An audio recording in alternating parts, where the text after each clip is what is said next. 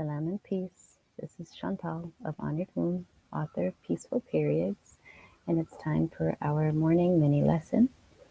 Um, Welcome again. If you've been here this week, so far we're up to day 4 already. Day 1, we had our opening session. On day 2, I did a morning mini lesson about what is the womb and why does it matter. I also had an interview with Sheikha Shaista Maqbool about menstruation in the Sirah. On day 3, the morning mini lesson was about menstrual health basics and what is a healthy period. And we had an amazing interview yesterday with Ustada Ifat Rafiq about honoring the womb in practical terms, which was amazing. All of them, even the conversation with all of these conversations are really blowing my mind. And it's only day 4. And then today, no, yesterday, I think I'm getting my days confused. That was day 2, day, okay. Yesterday was honoring the womb. And no, I think I missed a day. One day was about wound care practices. Yesterday was wound care practices. So if you don't know what I'm talking about, you haven't been hanging out in the Facebook group long enough. So in the Facebook group, you'll see recordings of everything from our orientation to our welcoming session on Sunday, Monday's mini lesson, Monday's interview with Sheikha Shaista, Tuesday's mini lesson, Tuesday's interview with Ustada Ifet, and then here we are today talking about period myths. Okay, so one of the period myths that's very common and so common that people will probably not believe me is this idea that periods are meant to be painful and difficult. In some traditions, in some cultures, it is understood that the period is some kind of curse, some kind of punishment, and that's not that's not a story or a concept that originates in Islam. We don't have original sin in Islam. But this idea that other people are going to be punished for what someone else did is also a concept that we don't have. And so many people have accepted religiously and spiritually, like, yes, God meant for periods to be difficult, but that's not our story as Muslims. But even biologically, people assume, like, yes, womanhood is hard. Everything about being a woman is hard. Periods are hard. Childbirth is hard. It's just pain is part of being a woman. And this is not true. Periods are not meant to be painful and difficult. So this is myth number 1. Our experience of our period is a direct response to the factors happening in our life, the types of foods that we eat, the inflammation in our body, the way we care for ourselves before our period and during our period have a direct correlation to the pain that we experience. Whether if we're dealing with estrogen dominance, if we have an abundance of trans fats or seed oil based fats in our diet, if there are a lot of inflammatory foods in our diet, this directly impacts our period pain. And the way that why I say that this is not meant to be painful or difficult, periods are not meant to be painful or difficult, is because I help women all the time relieve their period pain and their period difficulties, because there is intentional self-care that we can do. There are dietary changes that we can make. There are lifestyle changes that we can make. So if periods were necessarily painful and difficult, then you wouldn't have so many women no longer having period pain. I had painful periods as a teenager, and I have not had a painful period since I was about 18 years old. I made dietary changes. That was the main shift for me. So I don't have pain-free periods, and this is not a boast or a gloat. I used to have painful periods. I used to have very painful periods. So my point is that if pain and discomfort was a necessary part of having a period, then there wouldn't be so many women who are undoing it, right? Who are no longer having pain, who are no longer having the difficulties that they used to have. However, we might not have had access to the information, the nutritional support, the self-care, and just lifestyle support needed to experience painful periods. So that is a myth. Periods are not meant to be painful and difficult. Even on a physiologic level, there are different chemical messengers that turn on and off cramping in the uterus. There are three prostaglandins or chemical messengers in particular. One turns on the cramping sensation. This is especially helpful when birthing, or if some people have fibroids and really big clots, it might feel like your body is cramping, like your uterus is trying to expel some matter that's inside. So if you struggle with fibroids or cramps or really thick, old, dark blood, your uterus is really trying to help you get that out. Um, However, the two other chemical messengers that govern this sensation, either the relaxing or the contracting in the uterus, there are two chemical messengers that turn on muscle relaxation and one that turns on contraction. And those prostaglandin levels are impacted by foods and what we eat, stress levels, etc. So periods are not meant to be painful and difficult. That's myth number one. Myth number two is that PMS is normal, that it is normal to feel erratic and moody and out of sorts when we have our period or leading up to our period, right? PMS is generally in the luteal phase where people see symptoms leading up to the period, and sometimes within the period, they'll see these really disruptive symptoms that disrupt your quality of life and the quality of relationships in your life. Again, this is a myth. It is not normal to feel so erratic and out of sorts that your moods feel unpredictable, that you're lashing out at people. I remember the disbelief that I was in when a friend of mine told me how she becomes before her period and during her period, and she was the sweetest person, and I couldn't really even see it in my head.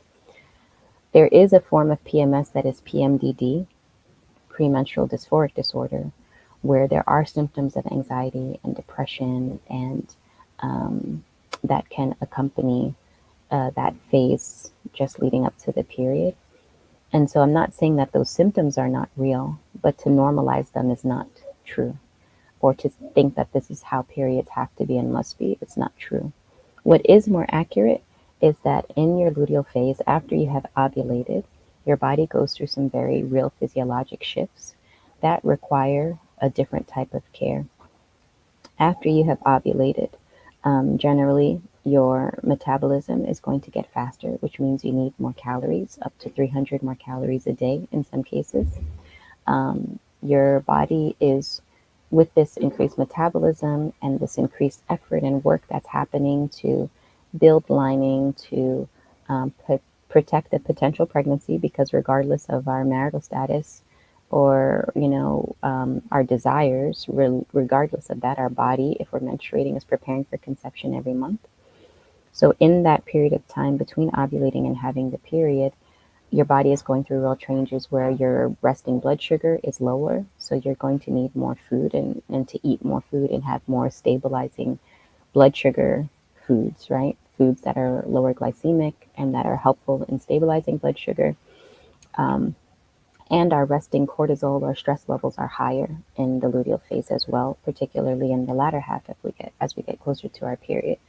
So with that being the case, if you consider that your resting blood sugar is lower, your resting cortisol levels are higher, what might be a truer reality than PMS is that if you are not feeding yourself adequately, resting adequately, and managing your stress adequately, you're going to be more prone to irritability and moodiness. If you are not good with boundaries with yourself, right?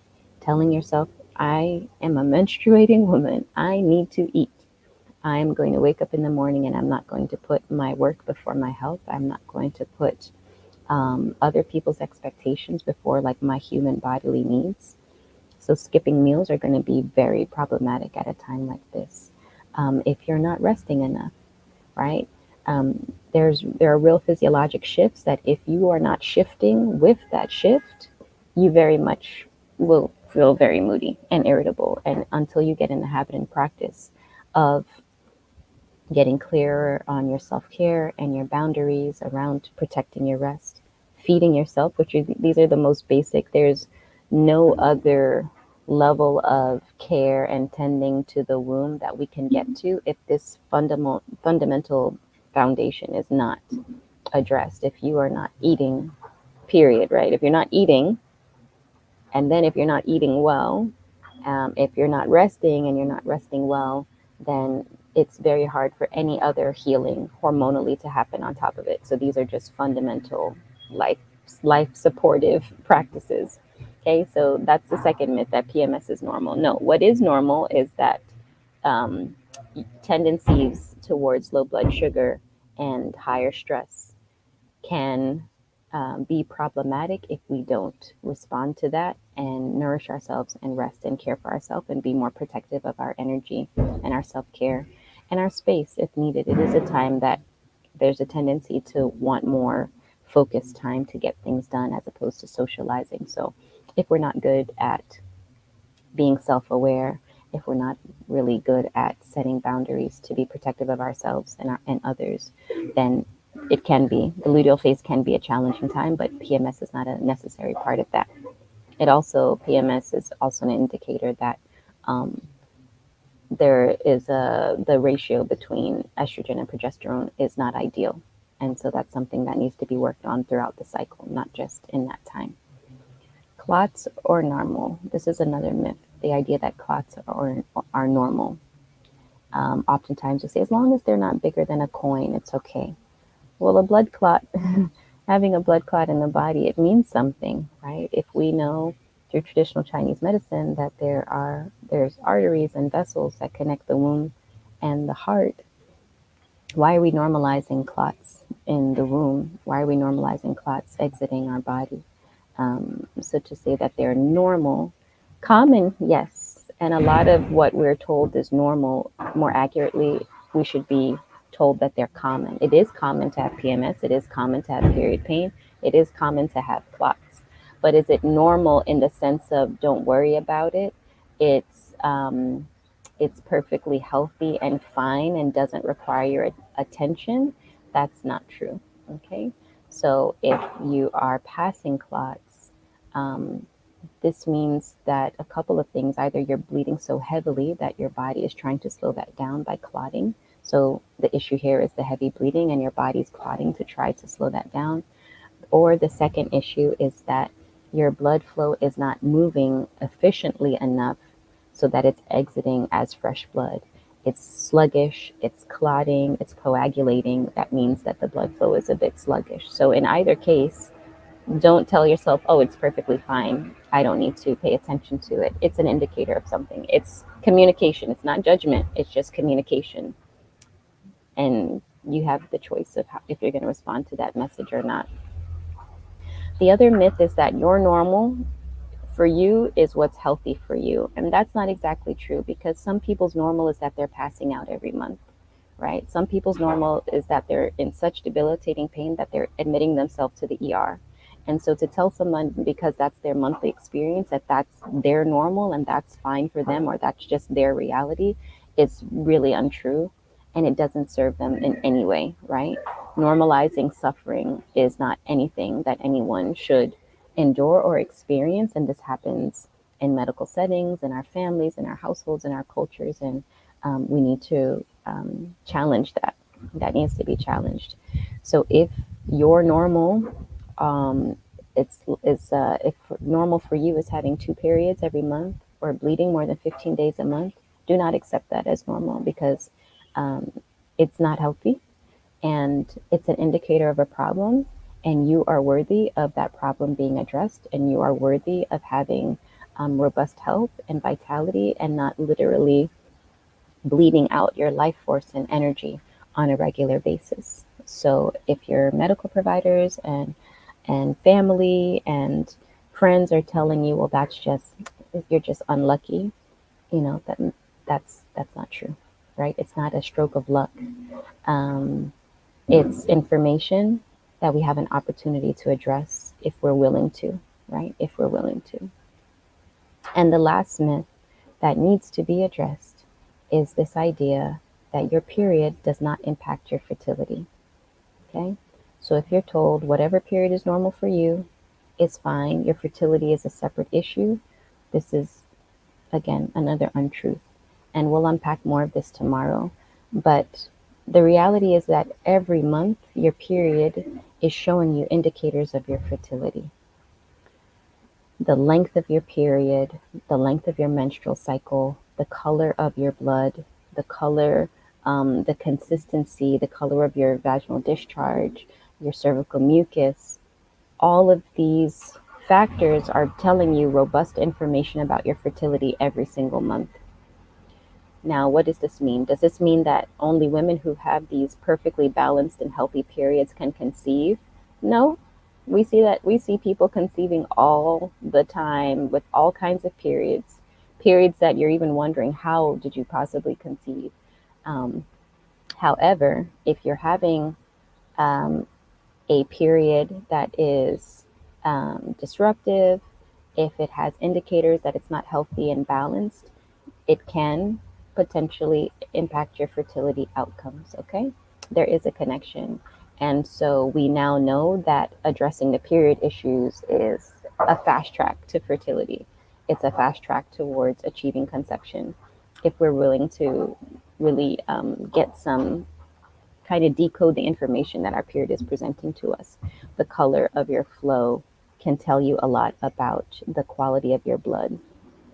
The length of your entire menstrual cycle is telling us about how your hormones are communicating, how much lining you're building in your uterus. Is it enough for implantation?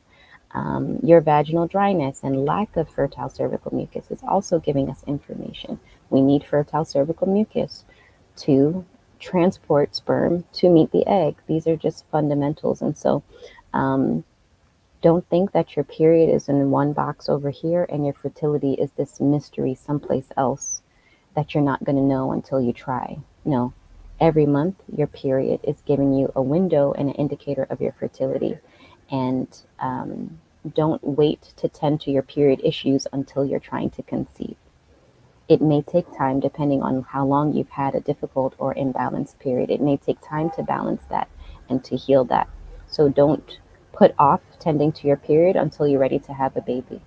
Um, it is to your benefit, to your baby's benefit, for you to prepare the home that's going to be um, the ground that life, emerges from.